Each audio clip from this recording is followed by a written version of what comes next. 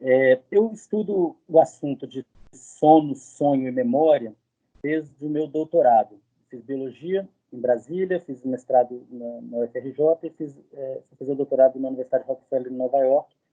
Quando eu cheguei a essa universidade, para fazer o doutorado, foi em janeiro. Eu estava atrasado 6 meses. Então, cheguei no meio do inverno e eu pensava que entendia bem inglês e tal, mas quando cheguei lá não entendia nada. Eu fiquei 2 meses, mais ou menos, sem entender quase nada. E me sentindo muito mal, não conseguia acompanhar as aulas e com muita sonolência. Dormia muito, sonhava muito. Em algum momento eu me rendi. Eu conto esse episódio até no meu livro, no Oráculo da Noite, porque foi o que me empurrou para estudar sono e sonhos. Quando veio a primavera, de repente eu saí de uma situação de não entender nada, de não conseguir aproveitar em um seminário e de não conseguir ficar acordado no laboratório, para uma situação contrária, de estar muito adaptado, entendendo tudo, fazendo perguntas, com uma rede social bacana. E aí eu me dei conta de que aquela sonolência excessiva, que parecia uma sabotagem no meu próprio corpo, na verdade era um processo de adaptação. Fui me interessando por isso e descobri que se sabia muito pouco sobre esse processo de adaptação. A gente sabe, naquela época se sabia o que a psicanálise tinha levantado, o que Freud e Jung fizeram, e se sabia um pouco o que foi feito nos anos 60, 70 com privação de sono em animais. Mas a função cognitiva do sono e dos sonhos era praticamente desconhecida da neurociência. Foi por isso que eu resolvi abrir uma segunda vertente no meu doutorado. Eu fiz uma parte do doutorado com aprendizado do campo em pássaros, e uma outra parte foi dedicada a estudar que mecanismos moleculares são deflagrados no cérebro quando a gente dorme, sobretudo quando a gente entra no sono de REM, que é o sono de movimento rápido dos olhos, sono durante o qual a gente sonha muito. Que mecanismos são esses que facilitam a adaptação? E durante o doutorado eu descobri a ativação de um gene especificamente, que é um gene relacionado à formação de consolidação de memórias, é o ZIP268. E por causa dessa descoberta, eu, na verdade, comecei uma carreira em sono, sonho e memória que persiste até hoje.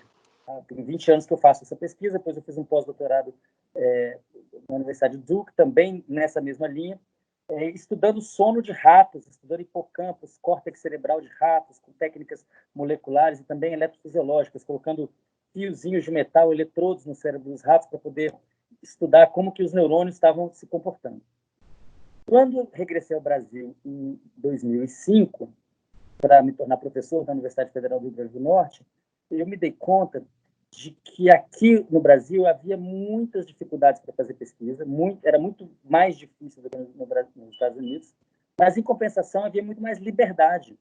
Então, a minha pesquisa, que antes era circunscrita a algumas regiões do cérebro de ratos, ela se expandiu muito. Hoje, no meu laboratório, tem pessoas que estudam sono de crianças na escola, sono de pacientes esquizofrênicos, a gente estuda sonhos na literatura egípcia e suméria, a gente estuda sono de polvo no laboratório, de primatas. Então, estudamos sonhos de seres humanos em laboratório, sonhos lúcidos, que são aqueles sonhos durante o qual a gente tem consciência de que está sonhando. Então, aqui no Brasil, eu pude abrir um leque de linhas de pesquisa unidas em torno do assunto sonho, mas muito mais ampla do que seria possível, um leque muito mais amplo do que seria possível nos Estados Unidos. E eu estou aqui há 15 anos, sou fundador do Instituto do Cérebro da UFRN, onde eu coordeno os laboratórios de sono, sonho e memórias. Ao longo do tempo, eu fui construindo uma teoria ampla sobre essa articulação dos níveis biológico e psicológico, que tem a ver com aquilo que é relatado na história humana como experiências místicas ou espirituais, que são as experiências dos sonhos, e os sonhos muitas vezes como oráculos.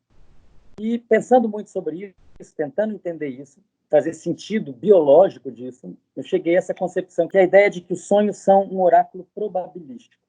Ou seja, eles são uma simulação de um futuro possível, que é construída com base nas probabilidades dos eventos que existem, né, na realidade, e que podem chegar a acontecer. Então, não é um oráculo determinístico, não é um oráculo que determina o que vai acontecer, mas uma espécie de simulação, de tentativa de perscrutar o futuro para tentar entender o que está acontecendo. Isso é uma coisa que não evoluiu nos seres humanos. Começou a evoluir há 200 milhões de anos atrás, um dos primeiros ancestrais dos mamíferos, começaram a transformar o sono REM, que já era existente em pássaros e aves, em aves e répteis, e muito curto, num sono REM longo. Né? Uma ave, quando entra em sono REM, faz isso por 15, 20 segundos. Já um mamífero faz isso por 40 minutos. Em 15 a 20 segundos não dá para fazer um filme, não dá para contar uma história em 15 segundos. É no máximo um GIF, né? Uma pequena sequência de imagens, e que no caso dos pássaros está muito associado ao próprio canto. Então, durante o sono, eles ficam repetindo o próprio canto, sonhando com o próprio canto, por assim dizer. Mas nos mamíferos, o sono REM pode durar até mais de 1 hora em algumas espécies. Isso criou a oportunidade de construção de uma narrativa. Então, os mamíferos começaram a se separar dos outros animais, a serem capazes de construir longas narrativas visuais sobre o seu passado, evidentemente, porque isso é construído com base nas memórias do passado, mas com uma aplicação no futuro. E aí é que começa a funcionar esse oráculo. Eu tenho dado um exemplo que é bem esclarecedor. Imaginem que tem um animal, uma presa, um herbívoro, digamos, uma capivara, está andando na floresta e ela está com sede, se aproxima de um rio, vai beber água. Quando ela chega lá, o jacaré ataca ela e ela consegue fugir, muito assustada e não bebeu água direito. Vai dormir com medo e com sede. E à noite, aquelas memórias daquela experiência ficaram muito bem marcadas, porque no momento da experiência houve uma liberação de adrenalina, por sua vez levou a uma mobilização do sistema autônomo como um todo, liberação de noradrenalina no cérebro, fazendo com que as memórias sejam fortemente marcadas. Então, aquelas memórias, digamos, traumáticas daquele ataque, são muito vivas na mente da capivara, e aí, quando a capivara for dormir, a atividade elétrica que existe dentro do cérebro vai se distribuir pelos caminhos sinápticos de acordo com aquilo que foi mais fortemente codificado. Então, vai repetir aquela experiência, a capivara vai ter um pesadelo com aquele jacaré. A rigor, esse pesadelo é só uma memória do passado. Só que, no dia seguinte, quando ela despertar com a memória daquela memória, ela vai ter medo. Quando ela tiver medo, talvez ela não volte naquele local para beber água, talvez vá em outro local. E, ao mudar o seu comportamento na vigília, em função de um sonho, ela vai estar acoplando o passado ao futuro, ela vai estar dando vida a esse oráculo probabilístico. No início, ao longo de milhões de anos, esse era um oráculo que tinha que lidar com um número muito grande de variáveis ambientais, mas que, na verdade, se encaixavam em 3 grandes necessidades, aquilo que eu tenho chamado de imperativos darwinistas, ou imperativos evolutivos, que são o quê? A necessidade de não morrer, de não sofrer predação, a necessidade de matar alguma coisa para comer, nem que seja um vegetal, e a necessidade de, eventualmente, encontrar parceiras para deixar descendentes férteis. Esses 3 problemas, matar, não morrer e procriar, são os problemas que todo animal enfrenta na natureza e que nossos ancestrais enfrentaram e que a gente também enfrenta. Só que a gente enfrenta esses problemas com tanta mediação cultural que a gente nem chega a se dar conta que são só 3 grandes problemas. Na verdade, a nossa vida ela tem milhares de pequenos problemas, né?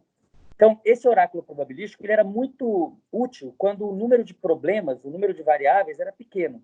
À medida em que a cultura humana começa a se desenvolver com o advento da linguagem, com o advento depois da escrita e tudo o que aconteceu nos últimos 5.000 anos, o medo de morrer diminuiu, né? A gente continua tendo medo de morrer, mas geralmente a gente pensa que é alguma coisa que vai acontecer muito depois, se bem que agora, na época da pandemia, isso muda. E que também explica um pouco a mudança dos padrões de sonho nesse período. A necessidade de matar para poder sobreviver praticamente desapareceu, quer dizer, a gente compra comida e quase ninguém que come carne, na verdade, mata animal nenhum, alguém mata para ela, né? E mesmo a questão do problema de encontrar parceiras está muito mais fácil, né? Existem milhões de aplicativos aí para que as pessoas possam se encontrar. Então, a nossa vida está muito removida dessa vida natural dos 3 imperativos darwinistas, que foi aquilo que vigiu por milhões de anos e que foi selecionando positivamente essa capacidade de sonhar, de simular futuros. Qual é a evidência que a gente tem de que isso, de fato, foi assim? Bom, uma evidência importante é, como eu falei antes, a repetição de padrões durante o sono. Então, aquilo que acontece durante a vigília com o animal repercute durante o sono de maneira a gerar uma repetição de memórias não exatamente idêntica, mas bastante semelhante àquilo que o Freud chamou de resto diurno dos sonhos. Tem uma outra evidência, que é uma evidência histórica, que é assim que o homem desenvolve a escrita, inventa a escrita, começa a criar narrativas escritas, essas narrativas falam de sonhos, falam de pesadelos em particular, e falam de sonhos premonitórios.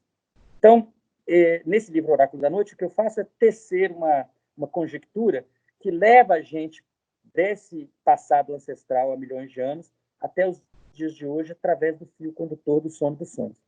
Tenho falado muito em fóruns públicos que talvez o grande mal-estar da civilização que a gente vem experimentando nos últimos tempos tem a ver com o abandono da arte de sonhar. Existe uma contradição no que nós estamos vivendo hoje, que é a sensação de que, por um lado, nunca tivemos tanta tecnologia, tanta ciência, nossa capacidade de transformação da realidade nunca foi tão grande, e, por outro lado, nós estamos todos com uma sensação de fim de percurso, como se não houvesse futuro possível, como se não fosse possível seguir na construção da civilização pelos problemas que vão sendo acumulados.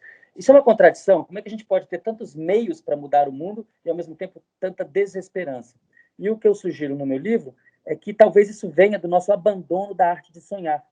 Nos últimos 500 anos, mais ou menos, nós começamos a desenvolver fortemente aquilo que nós chamamos de ciência e, de maneira muito íntima, aquilo que nós chamamos de capitalismo. Então, o capitalismo e a ciência estão muito bem casados há 500 anos, um gerando valor e gerando ímpeto para o outro. Nesse percurso, o sonho foi abandonado. Né? Era totalmente natural no Império Romano, na Grécia Antiga, no Egito Antigo, na Suméria, na Babilônia. É totalmente natural numa aldeia chavante um líder, uma liderança dizer, olha, eu tive um sonho e por causa desse sonho nós devemos mudar a nossa atitude coletiva. Isso era uma ótima razão para se fazer uma guerra, ou para parar uma guerra, ou para fazer um casamento, para construir um templo. Nos últimos 500 anos isso deixou de ser uma boa razão. Nos últimos 500 anos as pessoas que foram procurar financiadores para os seus projetos e falaram que isso veio de um sonho, não foram levadas a sério. Então, o sonho que era tido como uma revelação potencialmente divina passou a ser considerado um subproduto do sono sem grande valor. E isso ocorreu apesar do fato de que os sonhos continuaram contribuindo criatividade, tanto para cientistas, quanto para artistas, quanto para pessoas do mundo das finanças. Me ocorre falar do Salvador Dalí, que tinha sonhos como um método para obter imagens. Me ocorre falar da descoberta da tabela periódica por Mendeleev, que foi feita no sonho. Me ocorre falar do Elias Howe, que foi o inventor da máquina de costura, e ele teve uma revelação onírica que explicou para ele que, para essa máquina dar certo, a linha tinha que passar na cabeça da agulha e não na parte de trás. Então, embora os sonhos tenham continuado a contribuir para a ciência, a arte e o empreendedorismo, essas, sobretudo a ciência e o capitalismo, deixaram de reconhecer no sonho, oficialmente, formalmente, uma fonte legítima de inspiração. Isso, na minha opinião, levou ao estado atual de coisas, em que as pessoas dormem mal, dormem muito tarde, dormem de maneira fragmentada, sua vida noturna totalmente ocupada por eletrônicos, né? Não se lembram de que sonham, despertam de manhã, pulam da cama e perdem o contato com o mundo onírico. Mesmo as pessoas que conseguem sonhar e lembrar, muitas vezes sonham apenas com o seu próprio universo. E muitas lideranças indígenas, Davi Copenau, o Ailton Krenak, têm falado sobre isso, e os brancos não sabem sonhar, porque sonham só com o próprio umbigo. Né? Talvez o que a gente esteja vivendo hoje na pandemia seja esse momento de catarse, em que, por falta de sonharmos o futuro, nós capotamos. Né? O nosso sistema capotou. A gente não pode dizer que as coisas estão bem, nós não sabemos quando elas voltarão a estar bem, e elas ainda podem piorar muito. Mais de 1.000 pessoas mortas ontem no Brasil. Estamos falando em meados de maio. Né? O meu esforço nos últimos tempos tem sido não apenas de seguir a minha pesquisa com os meus alunos de pós-graduação, os pós-docs, nessas diversas linhas de pesquisa que eu elenquei, mas também de fazer um esforço de comunicação para fora do meio acadêmico, no sentido de que a gente olhe para o sonho como alguma coisa importante, que a gente faça uma introspecção mais profunda, que a gente utilize essa máquina biológica, natural, espontânea a nosso favor, mas também em favor da coletividade. Em diferentes grupos indígenas é muito comum que as pessoas tenham os mesmos sonhos. Os Guajiro, por exemplo, entre a Colômbia e a Venezuela, às vezes 20, 30 pessoas têm o mesmo sonho. E no Ocidente, no mundo industrializado, isso é visto como algo muito estranho. Mas está ocorrendo agora na pandemia. As pessoas estão tendo sonhos semelhantes porque estamos numa situação semelhante. O inconsciente coletivo, em grande parte, vem do fato de que a gente compartilha meios de vida e símbolos, né? Então, é um momento solene da história humana e eu tenho defendido que, para a gente sair dessa situação bem, nós vamos precisar fazer uma síntese daquilo que seria, digamos, a tese, que é trabalho onírico, que vem lá do nosso passado paleolítico, do xamanismo da Sibéria, milhares de anos atrás, que deu origem ao xamanismo ameríndio, por exemplo, com a ciência, com a técnica, com a tecnologia. Nós conseguimos juntar todo esse conhecimento com toda essa sabedoria, talvez a gente consiga encontrar os caminhos que nos permitam ter um futuro melhor e que garantam um futuro melhor para a 7ª geração depois de nós, que é a nossa obrigação. O sono é muito mais antigo do que o sonho. O sono, dependendo de como a gente define sono, ele está presente em todos os animais. Talvez não nas esponjas, há controvérsias. Mas quando a gente olha já anêmonas, por exemplo, elas têm períodos de quietude, em que elas ficam quietas, quiescentes, e tem períodos de atividade. E isso é muito preservado, tanto entre os invertebrados quanto entre os vertebrados. Durante a primeira metade da noite, nós, seres humanos, experimentamos diferentes fases de sono, mas, sobretudo, experimentamos uma fase de sono chamada sono de ondas lentas. Então, se você colocar um eletrodo aqui em cima no scalp da pessoa, você vai perceber ondas cerebrais bastante altas, de amplitude grande e lentas, né? E isso faz com que a gente entre num estado de muito pouca consciência, um estado, digamos, de tela preta. Ninguém tem um sonho vívido no sono de ondas lentas, é muito raro. Geralmente as pessoas dizem que estavam pensando em alguma coisa, geralmente coisas do cotidiano, tem que pagar uma conta, tem que resolver um assunto, mas nada parecido com aquele cinema do sono REM que ocupa majoritariamente a segunda metade da noite. Ao longo de uma noite inteira, uma pessoa tipicamente passa por ciclos completos de sono 4 a 5 vezes, ou seja, então, o que é um ciclo completo? É o estágio 1, que dura alguns segundos, durante o qual a gente tem algumas imagens a gente chama de sono hipnagógico, dá algumas imagens alucinatórias, um mini sonho. Depois vem o estágio 2, em que a gente começa a ter uma redução da consciência. O estágio 3, que é o sono de ondas lentas, que a consciência fica bastante reduzida. E aí o estágio 4, que é o sono REM. Isso demora, ao todo, cerca de 90 minutos. Ao longo da noite, a gente faz isso uma vez, depois faz isso outra vez, depois faz isso outra vez, faz isso outra vez. Então, um total de 4 a 5 ciclos, né, fazendo um total de 6 a 7 horas e meia de sono. Isso é o que acontece normalmente. Evidentemente, as crianças, jovens, dormem muito mais do que os adultos, idosos dormem muito menos, isso é natural. O sono é fundamental para a nossa saúde. Boa parte dos problemas de saúde que são prevalentes, sobretudo nas grandes metrópoles, tem a ver com sono de baixa qualidade. O sono que é de baixa qualidade, ele é fator de risco para diabetes, para obesidade, para doenças cardiovasculares e, no limite, mais longe, mas eventualmente chega, o mal de Alzheimer. Por quê? Porque, principalmente no caso do mal de Alzheimer, é durante o sono que nós desintoxicamos o cérebro das proteínas mal formadas que se acumulam e que eventualmente geram a doença. Então, aquela pessoa que tem um sono de baixa qualidade, ela está construindo um futuro neurodegenerativo que depois que se instalar, hoje em dia a gente não tem cura para isso, né? Então, o sono, de fato, é muito importante para o equilíbrio metabólico. É durante o sono que a gente repõe metabólicos que foram utilizados durante o dia.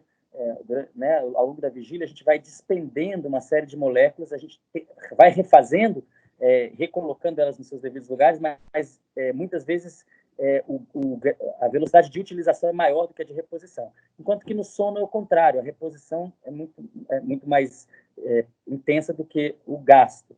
Então, é um momento de restauração fisiológica do corpo inteiro, não só do cérebro. É também um momento em que as memórias são processadas. quase tudo que a gente encontra durante o dia não merece registro. Quer dizer, a gente não se lembra de quase nada do que acontece, e ainda bem, né? Se eu perguntar para vocês o que vocês comeram no almoço há 423 dias atrás, vocês não têm a menor ideia, é uma informação perdida, irrelevante, ela foi jogada fora. Se a gente não conseguisse jogar isso fora, seria um problema lembrar de tudo isso, né? Então, boa parte do que o sono faz é esquecer, jogar memórias fora. Mas, por outro lado, outras coisas têm que ser lembradas para toda a vida. Então, ele faz essa triagem, guarda muito bem aquilo que tem que ser guardado e apaga aquilo que tem que ser apagado. Mas nem só disso nós vivemos, nós também precisamos de criatividade, precisamos de ideias novas. Então, esse também é um papel do sono, que é de misturar memórias já adquiridas, misturar ideias velhas para gerar ideias novas. Então, todos esses processos acontecem durante o sono, o fortalecimento, o enfraquecimento e a mistura de memórias, de forma que, após uma noite de sono, a pessoa está cognitivamente muito mais preparada, né? Se tem uma ideia ruim que um aluno pode ter, uma aluna pode ter, é virar a noite toda estudando para fazer uma prova. É por isso que eu tenho feito várias pesquisas tentando levar o sono, a soneca, para dentro da sala de aula. E nossos resultados têm sido muito positivos. Nós já publicamos 2 artigos, estou com o 3º artigo nesse assunto, quase aceito, mostrando ganhos bastante significativos e duradouros de memória, de aprendizado, quando os alunos ter acesso a uma soneca após o aprendizado. Vamos imaginar o seguinte, que para as crianças que estudam em turno matutino, aquele conteúdo que foi aprendido, digamos, às 10 da manhã, numa situação normal em que ela não tem soneca, ela só vai consolidar isso adequadamente às 10 da noite, sei lá, quando ela foi dormir. Boa parte do que a gente precisa fazer de reforma no modo de ensinar e de aprender nas nossas escolas tem a ver com respeitar mais a nossa própria fisiologia. E o sono está no centro desse debate, porque as pessoas têm tipicamente um déficit de sono. Todo mundo acha que o sono, o tempo que a gente passa sonhando, é um banco de um dinheiro infinito, a gente sempre pode sacar desse banco sem devolver. Então, as pessoas dormem muito mal, têm dormido muito mal. Agora, na pandemia, eu diria que isso se exacerbou para muita gente, que está, inclusive, tendo insônia, mas outras pessoas estão conseguindo fazer o isolamento adequado e estão, na verdade, reportando o contrário, mais sono, mais sonhos e mais introspecção. Então, eu tenho defendido muito isso, que a gente preste atenção ao sono e preserve o sono. O sono não é um espaço para ser ocupado pelo trabalho. O trabalho já tomou tempo demais da gente. Hoje em dia, tem muita gente fazendo pesquisa com os sonhos da pandemia, tem esse consórcio que envolve São Paulo, Minas, Rio Grande do Sul. Estou em contato com o pessoal, especialmente com o Christian Dunker, a gente está pretendendo fazer uma colaboração, porque aqui no meu grupo, a pesquisadora associada Natália Mota começou uma pesquisa que já está, inclusive, já foi submetida ontem para publicação, e ela pesquisou os sonhos das pessoas utilizando o WhatsApp e coletando sonhos toda manhã. E conseguiu uma amostra bastante grande, mais de 200 sonhos em mais ou menos um mês, com bastante detalhe. E o que ela já verificou nessa pesquisa é que as pessoas estão sonhando mais com contaminação, com doença, e que esses conteúdos oníricos têm a ver com o sofrimento, tem a ver com sofrimento medido por escalas psicométricas da psiquiatria. Nós estamos vivendo uma distopia, né? Não é só a pandemia é uma coisa incrível que mobiliza todo mundo no planeta inteiro, mas ainda por cima no Brasil a gente está vivendo o negacionismo no seu grau mais alto, né? A gente está vendo as autoridades da República negando fatos científicos bastante bem estabelecidos. E isso gera uma dupla paranoia, né? Um medo duplo, que não é só a desproteção diante da natureza, mas também a desproteção diante da sociedade, de uma sociedade que está doente. Tem muita gente estudando isso, tem muita gente interessada em monitorar esse processo, e, evidentemente, o estudo desse processo é importante, mas talvez mais importante ainda seja a gente tomar as rédeas desse processo como nação, né? A nação brasileira está em xeque, o sonho brasileiro está em xeque. O que nós temos para contribuir para o planeta? O que nós temos para contribuir para nós mesmos, entre nós? Isso que está em xeque está aparecendo muito no conteúdo onírico das pessoas que estão conseguindo dormir, porque tem muita gente pobre, que não tem recursos materiais, que não recebe o auxílio do governo, que é pequeno e insuficiente e tardio, né, e fragmentado, e isso gera uma situação muito, muito complicada. o que a gente tem percebido é também um aumento do desespero. E o que dá medo, né? Porque uma sociedade desesperada é uma sociedade caótica, uma sociedade de anomia. Esse é o risco que a gente corre, e é por isso que eu e tantas outras pessoas, a gente tem insistido na necessidade da gente se reconectar com os nossos próprios sonhos, que sejam sonhos coletivos. Essa situação que a gente está vivendo agora é uma situação coletiva, ela não é individual. Isso tem a ver com resgatar um tipo de sonho. Esse sonho totalmente individual, da aquisição de bens, ele não se sustenta, o capitalismo não está parando em pé. Né? O barril de petróleo chegou a valer negativo. Então, é um momento importante para a gente fazer uma crítica desse pesadelo, sobretudo para os mais pobres, para que a gente possa construir um sonho que vale a pena ser vivido. Com certeza, essa necessidade ela é individual. As pessoas são diferentes. Tem gente que precisa dormir mais, tem gente que precisa dormir menos, tem gente que é mais matutina, tem gente que é mais vespertina, aquilo que a gente chama de cronotipos, né? Isso, a gente descobre isso fazendo introspecção, prestando atenção em si mesmo, e tentando entender qual é o melhor regime, né? Assim como na alimentação, você descobre aquilo que te faz bem, que não te faz bem. Assim como no exercício físico, você também descobre quais são as modalidades que te agradam e que não te agradam. Agora, existem certas coisas que não mudam. Então, por exemplo, os mais jovens dormem muito mais que os mais velhos, porque a sociedade em qualquer tempo. Né? Os bebês dormem 16 horas por dia, às vezes. Isso tem tudo a ver com a sinaptogênese, porque é durante o sono que a gente produz novas sinapses. E um bebê precisa muito de novas sinapses. Uma pessoa de 90 anos precisa muito menos, porque ela já viveu, já aprendeu um monte de coisa. Agora, ela continua formando novas sinapses, e quando ela para de fazer novas sinapses, isso coincide com depressão. Os antidepressivos, inclusive, quase todos envolvem o aumento da produção de sinapses. Então, agora, quando a gente chega em números muito pequenos, a coisa fica complicada. 4 horas de sono, numa noite normal, que teria, digamos, 7 horas de sono, 7, 8, as primeiras 4 horas vão ser passadas quase que exclusivamente no sono de ondas lentas.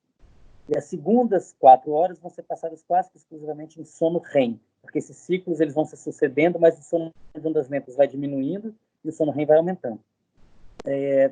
Se você dorme 4 horas, você está abrindo mão da segunda metade da noite. Isso acontece muito com as pessoas que ficam esperando o sono vir enquanto usam algum aparelho eletrônico, alguma tela. Então a pessoa fala, puxa, deu meia-noite, não estou com sono, vou ficar na minha tela até o sono vir. O fato de haver uma estimulação visual constante e o fato dessa estimulação visual acontecer em frequências próximas do azul, com comprimentos de onda que também incluem o azul, vão impedir que a pessoa durma por 2 razões. A estimulação frequente com novidade faz com que o cérebro inteiro libere mais noradrenalina e não queira dormir. Além disso, essa luz de comprimento azul ela vai inibir a produção da melatonina, que é um hormônio necessário para que o cérebro saiba que hora ele quer dormir. Então, se a pessoa está lá esperando o sono chegar com uma tela na frente, o sono não chega. E não chega, e não chega, e não chega. E uma hora ele chega, mas ele chega por exaustão.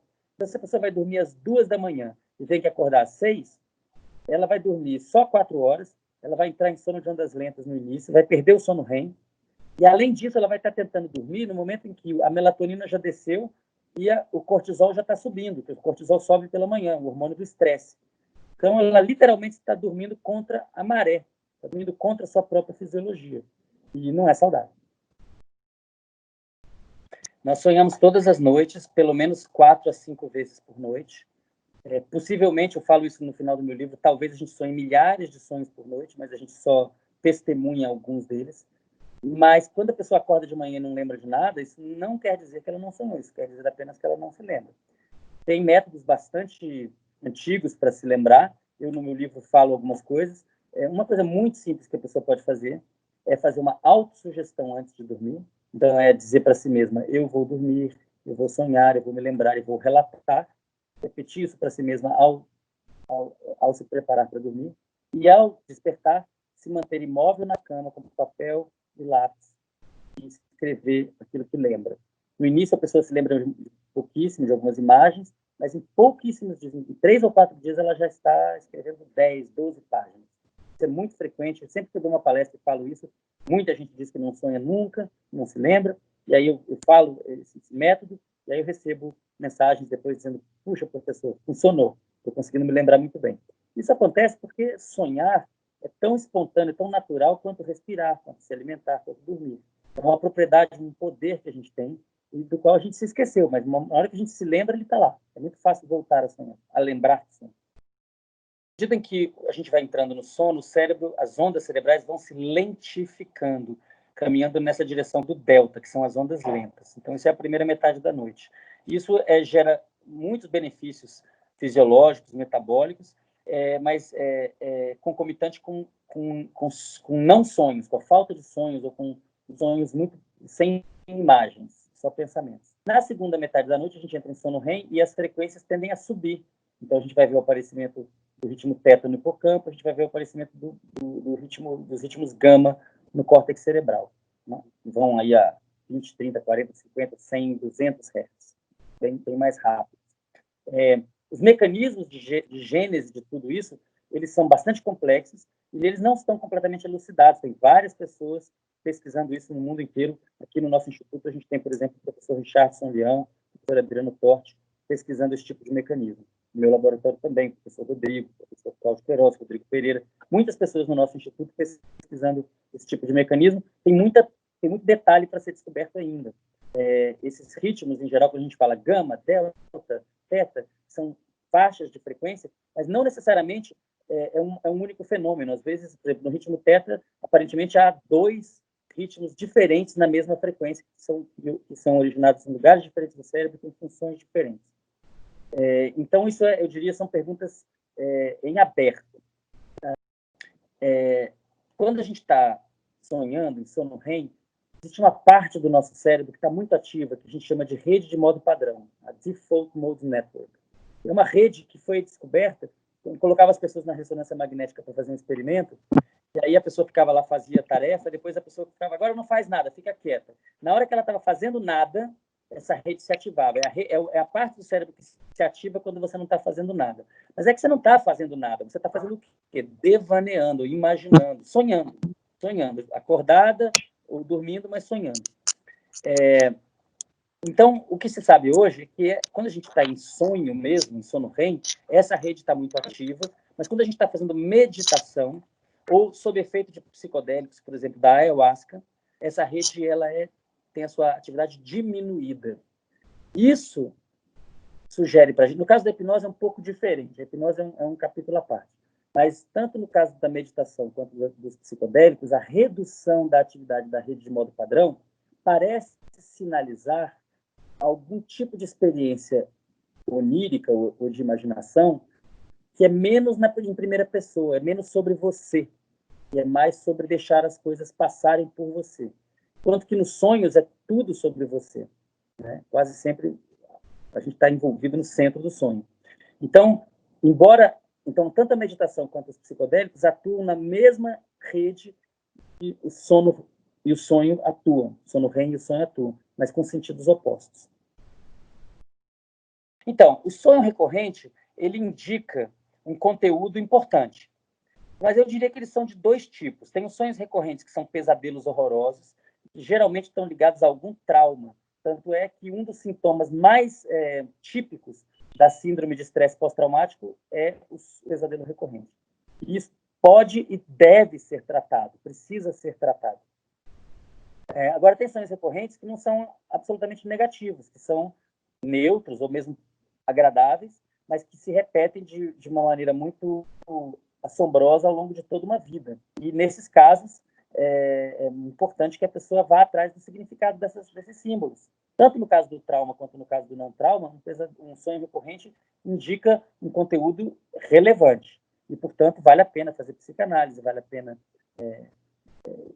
contar os seus sonhos, narrar os seus sonhos. O próprio ato de narrar os sonhos é terapêutico. Tem estudos recentes mostrando que só de você contar os seus sonhos já te faz bem. E no caso desses sonhos tão misteriosos, é uma busca que pode durar uma vida inteira. E a pessoa passar a vida inteira procurando o significado daqueles símbolos e imagina a emoção quando ela encontra o significado, né? Eu sou muito crítico do uso de pílulas para dormir. Essas substâncias, sejam barbitúricos, sejam benzodiazepínicos, gabaérgicos, sejam as drogas Z, tipo Zolpidem, elas não induzem, de fato, um sono natural e reparador. Elas induzem um simulacro de sono, tem muito de amnésico, mas que não tem as propriedades de consolidação de memória, de aumento da criatividade que um sono de boa qualidade tem. Eu sou menos crítico do uso da melatonina, porque a melatonina é um hormônio produzido pelo próprio cérebro, pela glândula pineal, e ele pode ser suplementado através de pílulas. É claro que melhor do que tomar qualquer remédio é a pessoa ter uma higiene do sono adequada, desligar todas as telas em casa 1 hora antes do horário desejado para dormir e esperar que a própria melatonina leve ela para o sono. Mas, quando isso não é possível, a melatonina pode ser utilizada. Agora, essas outras pílulas, elas são muito complicadas, porque além delas não proverem um sono verdadeiramente reparador e cognitivamente reparador, elas causam muita dependência. Então, a pessoa tem que depois passar por um desmame. Tive um mestre muito querido, muito amado, que começou a tomar Dormonide, um desses remédios, e quando viu, passou 15 anos tomando Dormonide para poder dormir, não conseguia dormir sem o Dormonide. O Dormonide não dá, na verdade, uma sensação bem ruim. Eu experimentei uma vez, você acorda com o corpo muito cansado.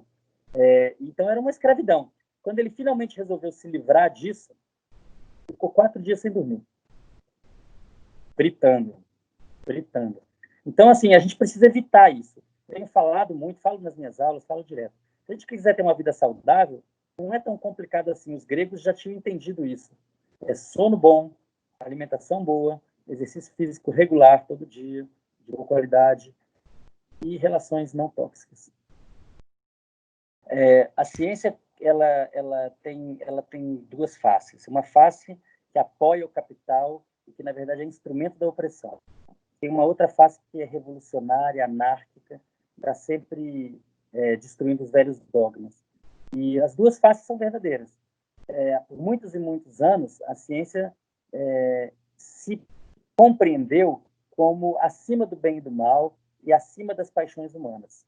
Eu acho que o pós-modernismo já desconstruiu isso. Por outro lado, não dá para a gente desconstruir a eficácia real da ciência. Por mais que você não acredite na penicilina, ela funciona. Por mais que você acredite na cloroquina, ela causa parada cardíaca. Então, eu sou cientista e eu sou muito consciente de como a ciência foi e é utilizada na engrenagem do capitalismo que gera desigualdade, inclusive como discurso que justifica tudo isso. Mas eu acho que esse é um momento interessante de retorno ao que a ciência tem de melhor. Esse é um momento em que a gente está tendo que falar de ciência, as pessoas estão tendo que ter noção de microbiologia, entender o que é uma infecção, o que é uma curva exponencial. E é um momento para a gente parar de ter tanto pensamento mágico, de achar que tudo é narrativa, que tudo é ideologia, que as pessoas têm direito a qualquer opinião. Tudo bem, as pessoas têm direito a qualquer opinião, mas não que elas ocupem cargos públicos para exercer opiniões que são francamente anticientíficas contra o bem-estar comum. Mas, claro, lembrando sempre que a ciência é um construto social, com certeza.